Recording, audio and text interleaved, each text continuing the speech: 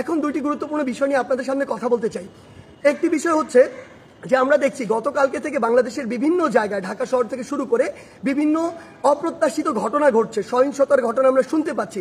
আমরা আপনাদেরকে স্পষ্ট করে বলতে চাই, এই যে বাংলাদেশের ছাত্র সমাজ একটি এত বড় আন্দোলন করেছে, একটি ফ্যাসিস্ট একটি সরকারের যে একটি পতন ঘটিয়েছে, সেটি আমরা এই কারণে করিনি যে একজন নির্যাতক চলে যাবে আরেকজন নির্যাতক এসে সেই জায়গাটি নিবে। এটি আমরা আমাদের জায়গা থেকে কোনোদিনও মানব না।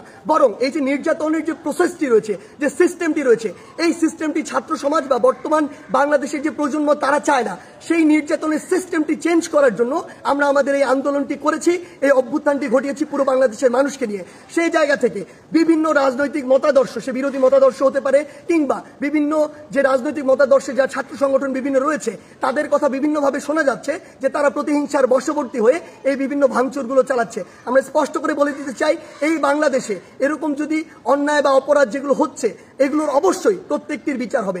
সেই জায়গা থেকে আমরা স্পষ্ট করি, আমরা কখনো আমাদের জায়গা থেকে এমন সহিংসতাগুলো সমর্থন করি না।